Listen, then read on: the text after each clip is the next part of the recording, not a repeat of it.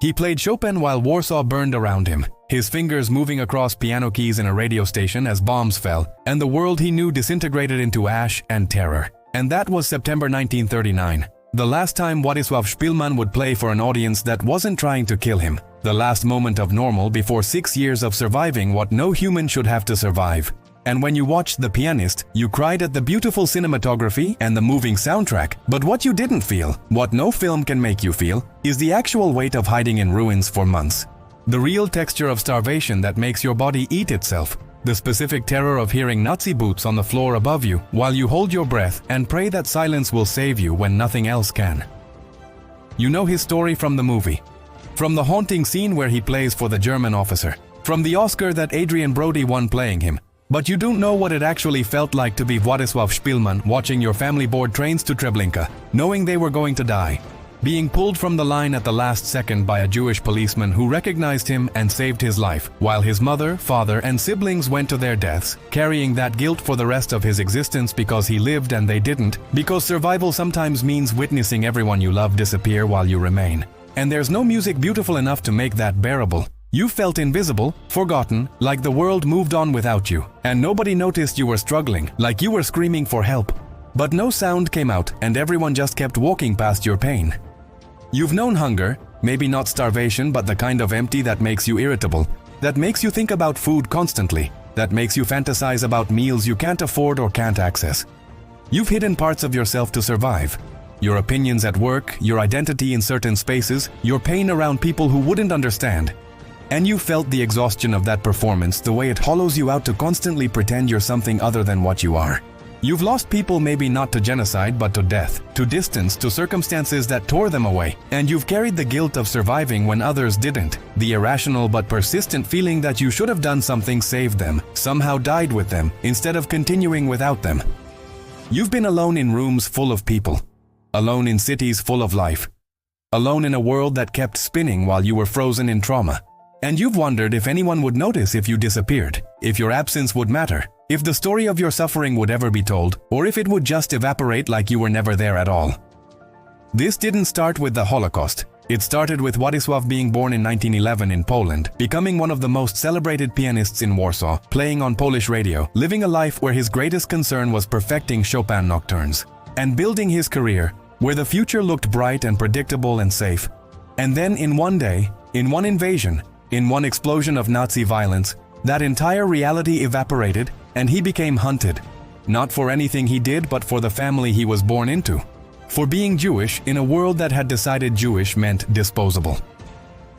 He watched the Warsaw Ghetto being built, watched his city turn into a prison, watched people starve in the streets while the world outside the walls went on living.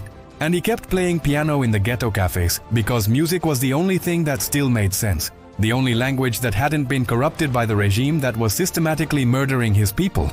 His family was deported in 1942, torn from him on a railway platform while he stood helpless, saved by random chance and a stranger's intervention, and from that moment forward, his survival was just a series of impossible escapes, narrow misses, moments where death was inches away, and somehow, inexplicably, he slipped through.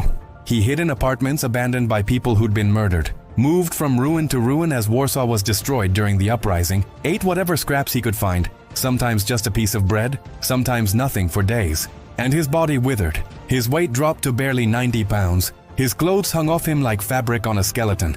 And through it all, the one thing that kept him sane, the one thing that kept him human, was playing piano in his mind, moving his fingers on imaginary keys, hearing Chopin when there was only silence and bombs and the screams of people being executed in the streets below.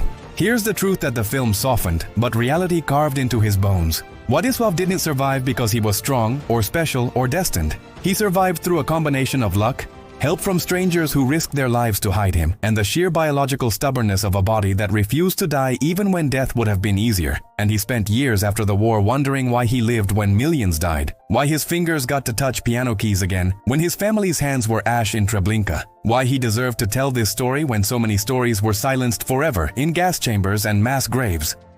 The German officer who heard him play in that ruined building, Captain Wilhelm Hosenfeld, was real, did give him food, and a coat, did protect him in those final months before the Soviet liberation. And that moment of humanity in the middle of mechanized genocide saved Władysław's life. But it didn't save Hosenfeld, who died in a Soviet prison camp in 1952. And Władysław spent the rest of his life trying to honor that man's memory, trying to tell the world that even in hell some people chose compassion, that humanity can exist in the most inhuman circumstances, that one German officer's decision to let a Jewish pianist live was an act of rebellion against everything the Third Reich represented. But the weight of that survival, the debt he carried, the nightmares that never stopped, the guilt that survivors feel for breathing while others suffocate. That's not in the movie, not really.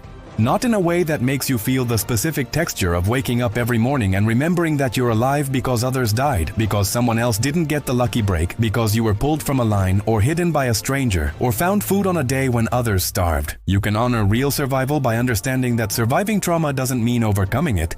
That Władysław lived until 2000, but he never left Warsaw 1944. That part of him stayed in those ruins forever, and no amount of success or recognition or Academy Awards for films based on his life could bring back the man he was before everything was taken. And if you're carrying your own survival guilt, your own trauma from things you witnessed or experienced, or barely escaped, you need to know that you're allowed to still be wounded, still be haunted, still be fundamentally changed by what you survived.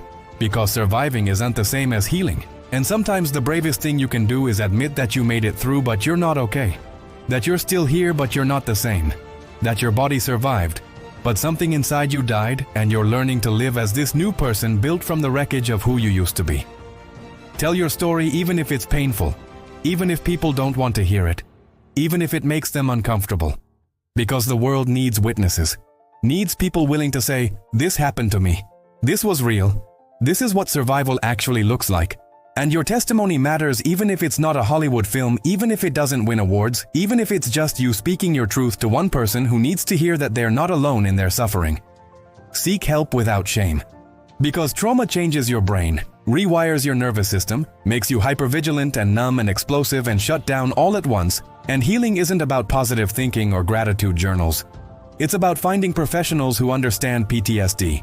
About medication if you need it, about community with other survivors who get it without you having to explain, about giving yourself permission to not be inspirational, to not be strong, to not be grateful you survived, when surviving meant losing everything that made life worth living in the first place.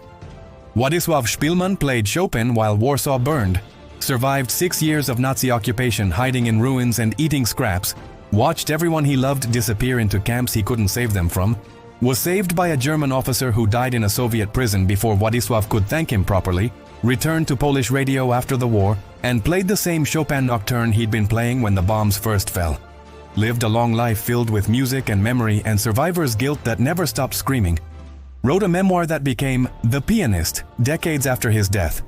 And his story, his real story, not the cinematic version, is about what it costs to survive when surviving means living with ghosts, with guilt, with the knowledge that you were one of the lucky ones in a lottery where the prize was breathing and the cost was everything else. And if you take anything from his life, it should be this. Survival is not a story with a happy ending. Trauma is not overcome through willpower and inspiration. And the people who make it through hell don't become heroes, they become survivors, which is a different thing entirely. Which means you wake up every day and choose to keep going even though part of you is still in the ruins playing piano in your mind while the world burns. Even though you carry the dead with you everywhere, even though you survived something that changed you so fundamentally that you'll never be whole again. But you're here, you're still here, and that has to count for something even when it feels like it counts for nothing at all. Because Władysław Szpilman didn't survive the Holocaust with music as some beautiful metaphor. He survived with music because music was the only thing the Nazis couldn't take from his mind. The only possession that couldn't be confiscated, the only piece of his humanity that remained intact while everything else was systematically destroyed. And he played that music in his head in the ruins because when you've lost everything, when everyone is dead and you're starving and hiding and waiting to die, sometimes the only act of resistance left is remembering that you were once human, that you once created beauty, that you once had a life before the horror, and holding on to that memory with skeletal fingers until liberation comes or death does, whichever arrives first.